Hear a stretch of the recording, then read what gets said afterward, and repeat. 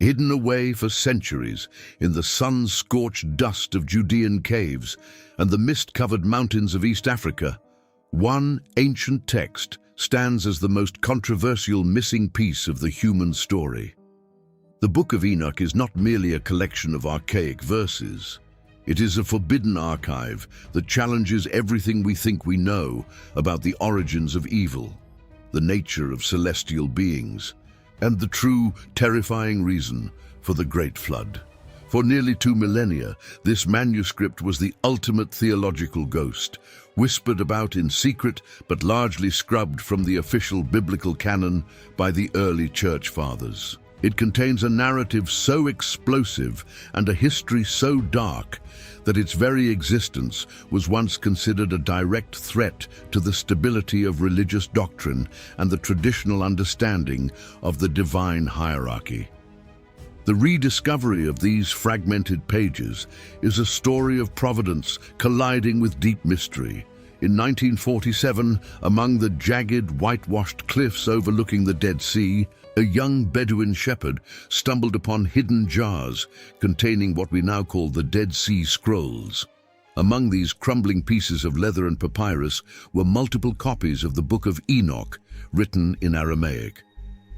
This discovery proved that the text was not a late medieval fabrication, but a central pillar of ancient spiritual thought during the age of the prophets. While the Western world had effectively lost the book for over 1,000 years, the Ethiopian Orthodox Church had guarded it as sacred scripture, preserving the complete version in the ancient Ge'ez language. This dual legacy, hidden in the silence of the desert and protected in the high mountain churches, points to a truth that simply refused to stay buried. To understand the weight of Enoch's testimony, we must look back at a world that no longer exists, the pre-flood era, often called the antediluvian age.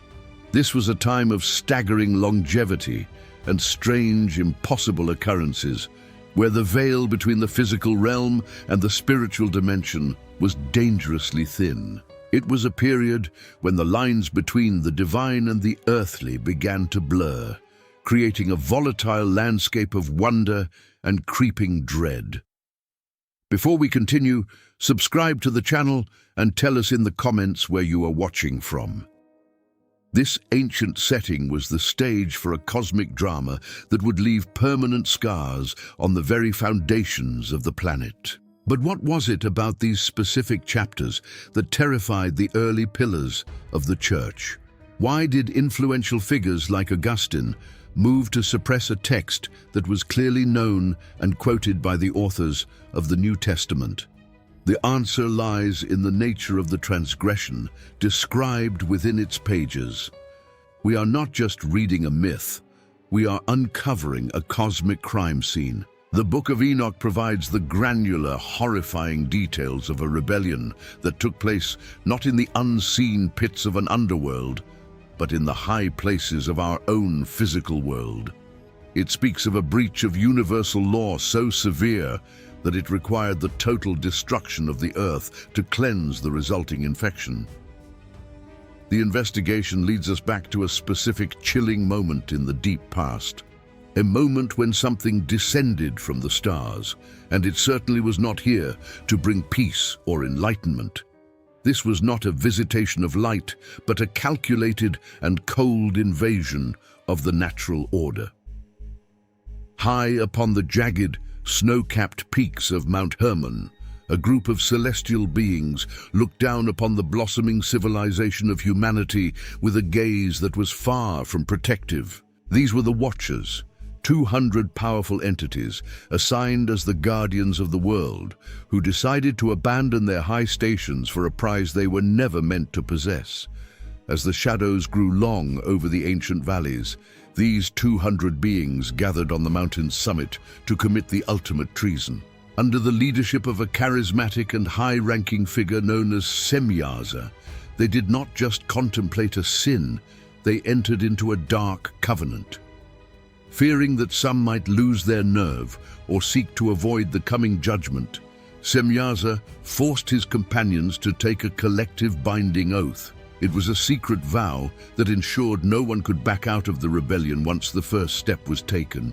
They were about to cross a boundary that should have remained eternal, and the consequences of their pact would soon give birth to a nightmare that would haunt the collective memory of humanity forever. Semyaza stood at the pinnacle of Mount Hermon, his celestial radiance already beginning to flicker like a dying star against the oppressive, heavy atmosphere of a world he was about to betray. He was the chief of the 200 Watchers, those immense beings of power and ancient wisdom who had been stationed as the guardians of the early human race.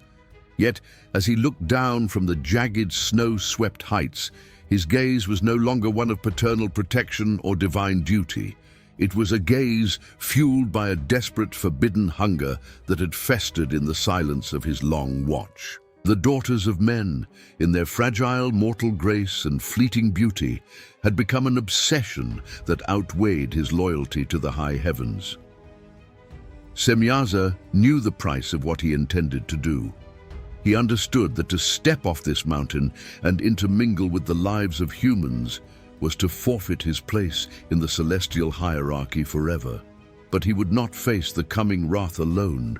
He gathered his brethren, the 200, and voiced the dark, corrosive desire that had been whispering in all their hearts since they first observed the beauty of women. "I fear," Semyaza spoke, his voice echoing like the grinding of tectonic plates against the ancient stone, "that you will not indeed agree to do this deed, and I alone shall have to pay the penalty of a great sin." He was a master of psychological manipulation, binding his own fate to theirs with the weight of a shared transgression. The Watchers, caught in the same snare of lust and pride, did not recoil. Instead, they proposed a solution that would seal their collective doom and ensure no individual could claim innocence. They swore a mutual oath, binding themselves by dark imprecations, curses that would fall upon any who dared to retreat from their plan once the first step was taken. On that desolate peak, which would forever bear the name Hermon because of the herem, or curse they placed upon themselves, the boundary between the sacred and the profane was violently shattered. This was not a moment of liberation, but the deliberate introduction of a cosmic infection into the human timeline. The descent was more than a physical movement. It was a metaphysical tearing of the veil. As these celestial guardians moved from the thin, cold air of the summit toward the warm, vibrant valleys below, they cast off their roles as shepherds of the light. The very nature of their existence began to shift as they adjusted their frequencies to the density of the material world. They were meant to be the invisible pillars of universal order, the silent watchers of the stars. But they chose to become predators, cloaked in the guise of radiant gods. To the humans living in the long shadow of the mountain, the arrival of these beings must have seemed like a miraculous visitation from the stars. They appeared with an overwhelming aura of majesty and forbidden knowledge, their forms shimmering with a light that blinded the inhabitants of the cities. But beneath that blinding light lay a cold, calculated intent to subvert the fundamental laws of biological and spiritual reality. The breach began in earnest when the Watchers took wives for themselves, choosing from among the most beautiful women of the land. These were not traditional unions built on the foundations of human survival or mutual respect. They were acts of ontological aggression. The Watchers sought to merge their eternal, spiritual essence with the finite, earthly clay of humanity, creating a hybrid existence that the Creator had never intended. As they entered the homes and lives of the daughters of men, the natural order of the world began to groan under the weight of the unnatural. The women, initially enamored by the brilliance and power of their celestial suitors, soon found themselves at the center of a transformation they could not comprehend. This was the first great intermingling, a hybridization that the ancient texts describe with a sense of lingering ancestral dread. As the weeks turned into months, the consequences of these forbidden unions became manifest. The women who had been taken by the Watchers began to experience changes that defied every known law of the natural world. Their bodies stretched and strained as something other began to take root and grow within them. This was no ordinary human gestation. The potent, aggressive energy of the Celestial Fathers was warping the human vessels, creating a bridge between the divine and the mortal that was never meant to be crossed. In the quiet of the night, the cries of these expectant mothers were heard across the valleys, cries of pain and spiritual confusion as they felt the rapid, violent growth of the life inside them. The villagers watched in mounting terror as the bellies of these women swelled far beyond the proportions of any normal pregnancy. It was the first sign of the coming age of giants, a signal that the rebellion of the Watchers had birthed a new, terrifying reality that would soon consume the earth. The Watchers were not content with mere biological union.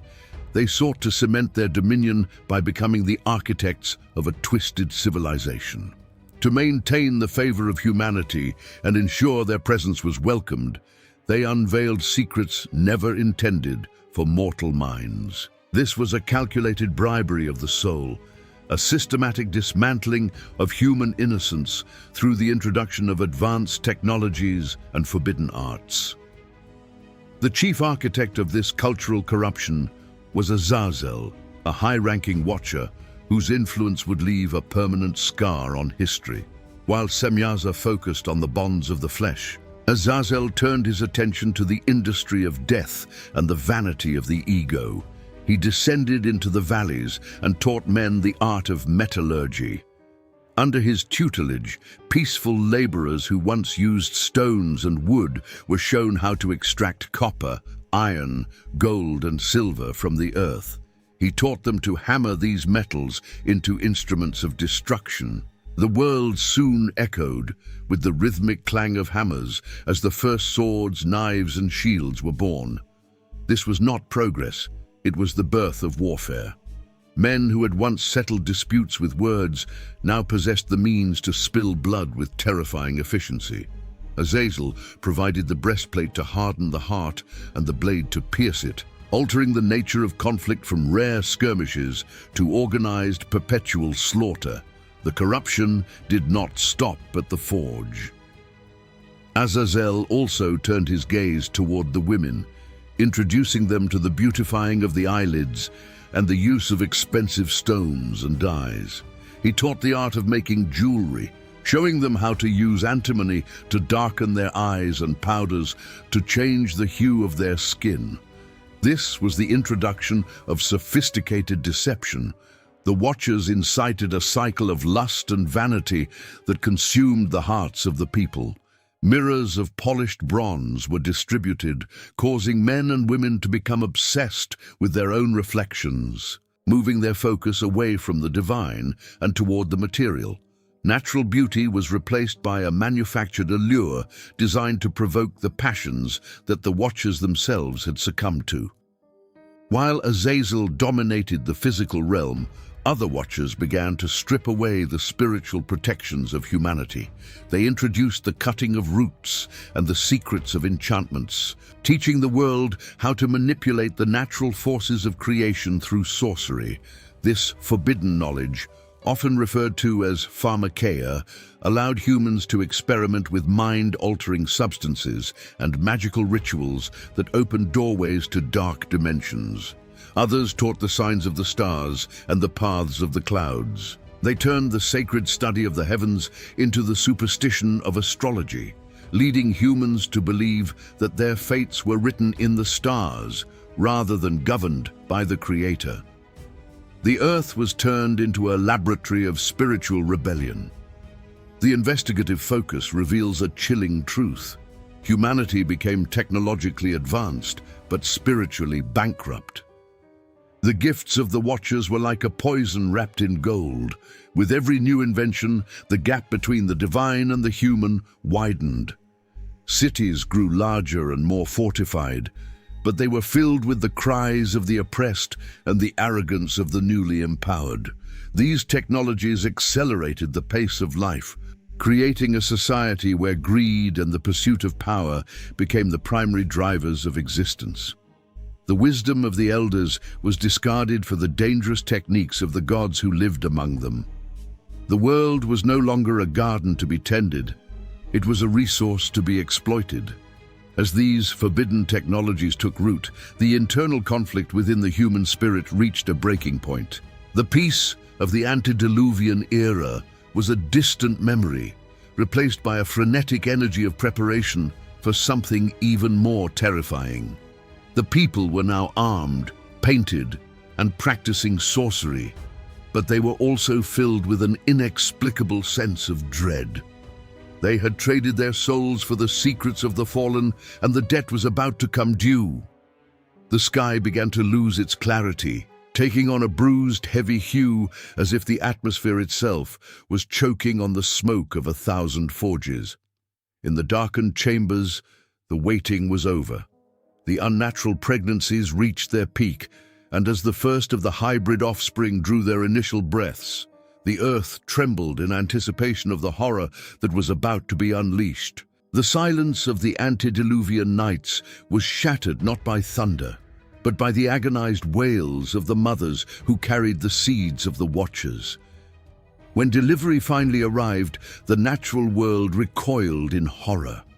These were not children known to the lineage of Adam.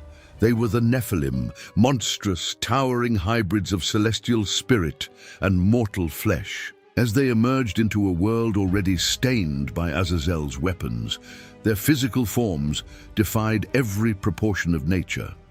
They grew with a terrifying, unnatural speed, their bones thickening and their heights soaring until they stood like living mountains against the horizon.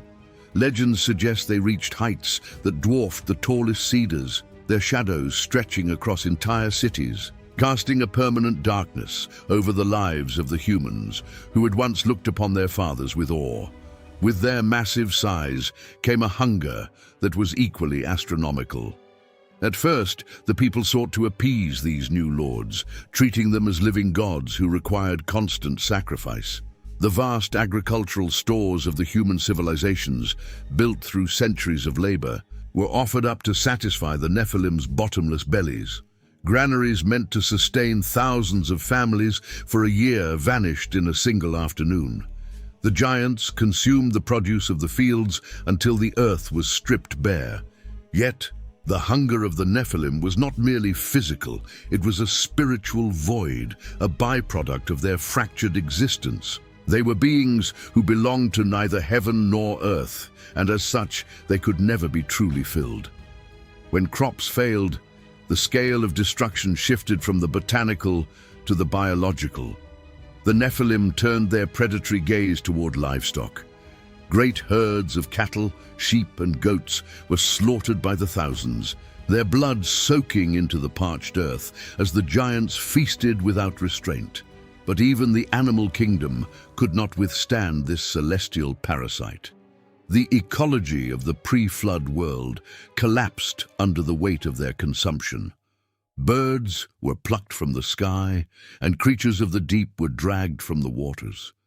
It was a systematic devouring of the natural order. The harmony that once existed between man and beast was replaced by a frantic struggle for survival, as the Nephilim's insatiable appetite drove them toward a dark and inevitable conclusion. The turning point came when the giants, finding the world depleted, turned their hunger upon humanity itself. This was the true dawn of the age of horror. The people who had birthed them and the men who had worshipped their fathers became the next course in a never-ending banquet of flesh. The Nephilim did not merely kill, they consumed. Ancient texts describe a vampiric nature to their bloodlust, suggesting they drank the blood of their victims, seeking to ingest the life force they lacked. Humanity, once the stewards of the garden, found themselves at the bottom of a new, twisted food chain. Screams echoed through the fortified cities Azazel had helped build, and the streets ran red with the lifeblood of a race being systematically erased by its own offspring. The world had become a charnel house, a landscape of titanic violence. Corruption was total. The earth itself seemed to cry out, the soil saturated with the blood of the innocent, and the air thick with the stench of decay.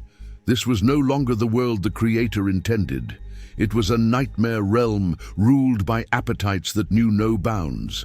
As humans hid in caves, their collective cries of agony rose like a dark cloud, piercing the veil between dimensions. The veil Semyaza and his brethren had so carelessly torn was now the only thing separating the carnage from the purity of the high heavens. In the crystal palaces, the four archangels, Michael, Gabriel, Raphael, and Uriel, turned their collective gaze downward. They looked through the clouds and saw a world they barely recognized. Verdant valleys were gone, replaced by scorched earth and mountains of bone. They watched as the Nephilim engaged in acts of unspeakable cruelty, while remnants of humanity cowered in shadows. The angels saw the blood pooling in the valleys and staining the rivers. The earth was filled with blood, just as divine records would later testify. The archangels stood in solemn silence, their radiance shimmering with holy indignation. They realized the breach was absolute, and the time for observation had ended. The cosmic crime scene was fully manifest, and the call for judgment began to resonate through the pillars of eternity. Amidst the escalating horror of a world drowning in the blood of the Nephilim, one figure stood as a beacon of unyielding light. Enoch, the righteous scribe, was a man whose spirit remained remarkably untainted by the surrounding darkness. He was a chronicler of truths, a human who walked so closely with the divine that the boundaries between his world and the higher realms began to blur. While the rest of humanity cowered in the shadows of the giants or bartered their souls for Azazel's weapons, Enoch remained steadfast, recording the sins of the fallen and the groans of the earth. The Watchers, sensing the shift in the cosmic winds, realized that their window of defiance was closing. As the gaze of the four archangels pierced the atmosphere, a paralyzing terror took hold of the 200. Semyaza, who had once stood atop Mount Hermon with such arrogance, now found his celestial radiance dimmed by the weight of his guilt. The fallen angels knew they could not stand against the fury of the high heavens. In a desperate attempt to escape their looming fate, they sought out Enoch. They begged the humble scribe to serve as their legal advocate, hoping that his righteousness might act as a shield. They tasked him with writing a petition for mercy, a formal plea to the Creator to forgive their trespasses and allow them to remain in the world they had claimed as their own. Enoch took the petition, but his heart was heavy with the knowledge of what was to come. As he entered a state of deep intercession, he was swept away by a vision that defied all human description. He was carried past the swirling storms of the lower heavens and brought to the very gates of the celestial kingdom. He described a place of terrifying beauty, palaces of crystal surrounded by tongues of living fire. He walked upon floors of flickering lightning and looked upon walls that glowed with the intensity of 1,000 suns. At the center of this majesty stood the throne of the great glory, a sight so overwhelming that Enoch fell upon his face in trembling awe. He was a mortal guest in a realm of eternal fire, standing where the Watchers had once served before their pride drove them to the earth. The divine response to the Watchers' petition was not a gesture of grace, but a thunderous confirmation of their doom. The voice of the Almighty echoed through the flaming halls, declaring that there would be no peace, no forgiveness, and no intercession for those who had abandoned their high estate. The decree was absolute. The Watchers had breached the sacred laws of the universe, and the penalty would be paid in full. God revealed that the very secrets they had taught humanity were a curse upon their own heads. Because they had chosen to become fleshly fathers to hybrid monsters, they would now suffer a psychological torment that exceeded any physical pain. The high heavens were closed to them forever, and their legacy was destined for a violent end. The sentence was designed with a specific, agonizing cruelty. Before the Watchers were to be bound, they were condemned to witness the total destruction of their children. God sent a spirit of frenzy among the Nephilim, ensuring that the giants would turn their insatiable hunger and violent impulses upon one another. Semyaza and his brethren would be forced to watch from the sidelines as their beloved offspring, the titans they had sired in defiance of heaven, tore each other apart in a frantic, bloody civil war. They would see the faces of their sons twisted in agony as they perished by the swords their fathers had helped forge. This was the true price of their rebellion, to see the fruit of their sin wither and die in a storm of mutual slaughter. Enoch returned to the earthly realm, delivering the news of their doom to the gathered Watchers. Their hope vanished. Michael and the archangels arrived to enforce the holy mandate. The fallen were seized and bound in darkness, dragged into the sunless valleys of the earth. There, under rocks, they were imprisoned until the final day of judgment, leaving behind a world waiting for the cleansing flood. The divine sentence manifested not through lightning from the heavens, but through a rot of the mind that infected the giants. A spirit of discord, sharp and jagged, was cast into the hearts of the Nephilim, turning their insatiable hunger inward. Where once they had stood together as the terrifying masters of the earth, they now saw only rivals and prey in their own kin. The fields of the antediluvian world, already scarred by the exploitation of Azazel's metallurgy, became the stages for a slaughter so vast it defies modern comprehension.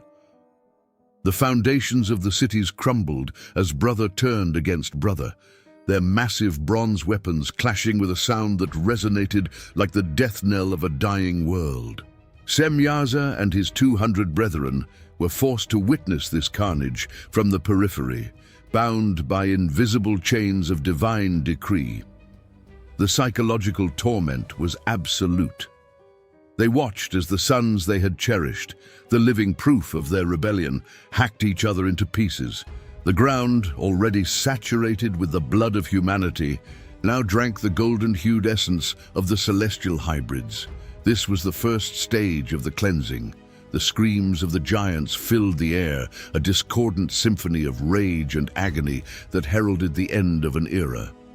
The Watchers reached out in vain, their hands unable to grasp the children they had doomed to this frenzy.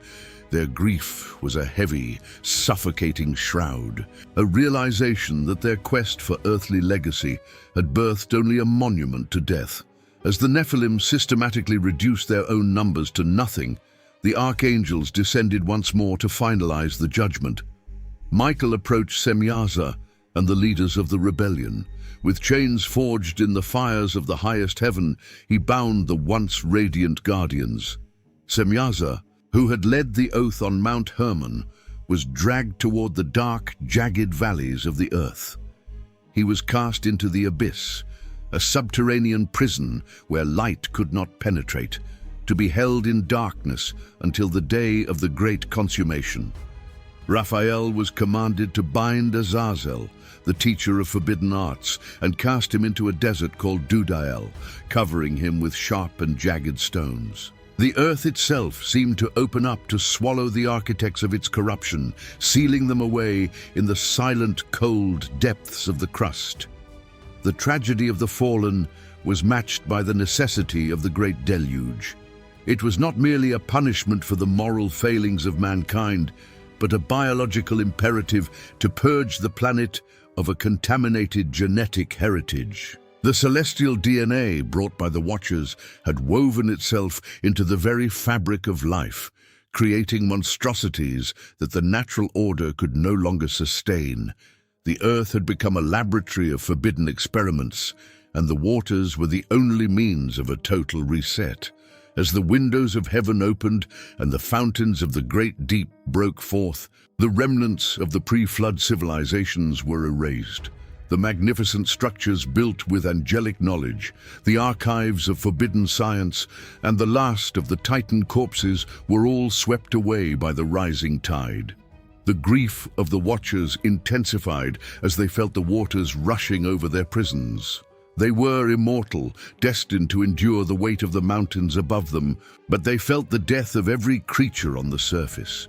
They were the witnesses to the drowning of a world they had helped destroy. The flood was a cold, blue silence that descended upon the chaos, washing away the blood and the iron. However, as the physical bodies of the Nephilim perished in the churning depths, a new and darker mystery began to emerge. Though their flesh was mortal, their lineage was half divine. As their massive frames were crushed by the weight of the water and the debris of a collapsing world, their spirits did not simply vanish into the shadows of the afterlife. These hybrid souls, born of the union between the eternal and the temporal, found themselves trapped between dimensions. The giants were dead, but their essence remained, lingering in the mist and the shadows of the newly cleansed world. What would become of these disembodied appetites now that the world of flesh had been reset? The waters of the great deluge finally receded, leaving a silent, mud-caked world under a new sky. But as the physical remains of the giants were crushed beneath the sedimentary layers of a reborn earth, a terrifying metaphysical reality took hold. According to the ancient Enochian texts, the death of the Nephilim did not mean their total erasure. As hybrids of immortal and mortal origins, their spirits could not be claimed by the grave. When their flesh perished, these spirits emerged from the corpses as a new and parasitic class of existence. They were the demons, the disembodied evil spirits destined to plague humanity until the end of time. They were neither fully of heaven nor fully of earth, but outcasts of both, lingering in the atmospheric shadows of the world Noah and his descendants were meant to reclaim. The divine decree against these spirits was as chilling as the judgment against their fathers. God pronounced a curse upon the disembodied Nephilim. They were to wander the earth as invisible predators, driven by the same insatiable appetites that had defined their giant forms, yet denied the physical organs to satisfy them. They would hunger and thirst without relief, seeking dominion without a physical kingdom. This eternal frustration turned their nature toward malice. They became the architects of human misery, whispering into the minds of the living, inciting the same violence, lust, and occult curiosity that had led to the first world's destruction. They were the ghosts of a forgotten war, spectral remnants of a divine crime that continued to echo through history. As the ages passed, the memory of the Watchers and the Nephilim faded into the realm of myth and legend, yet the influence of these spirits remained a constant hidden current. In the modern era, this narrative has seen a dramatic resurgence. Fragments of the Dead Sea Scrolls and ancient Ethiopian manuscripts suggest that the mythology of the giants aligns with mysterious megalithic structures found across the globe. Pop culture and alternative history are increasingly obsessed with the idea of interdimensional beings, unaware that the Book of Enoch provided a detailed framework for these phenomena millennia ago.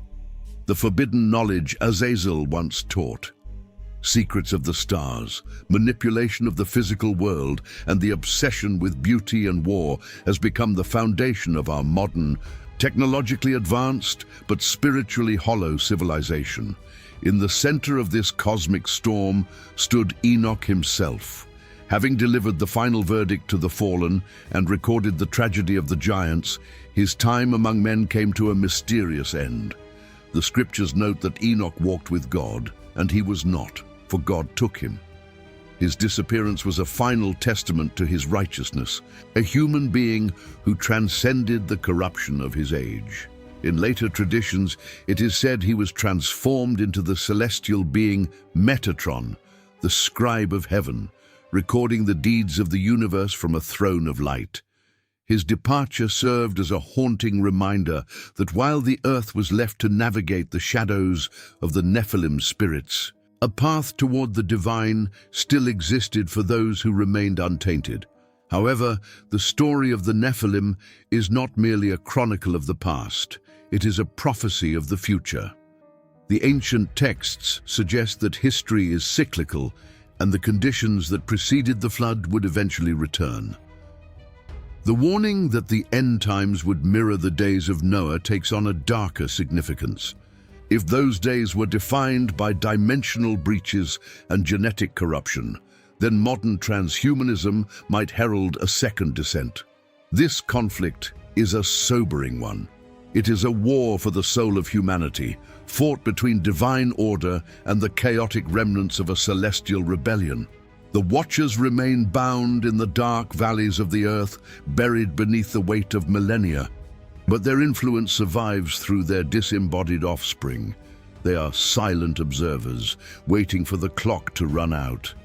The final question is timing. If Semyaza and his cohort were bound for 70 generations, then the chains of the abyss may already be weakening. What happens when the architects of the first apocalypse are granted freedom? Shadows are lengthening, and the ancient giants may yet have one final chapter to write.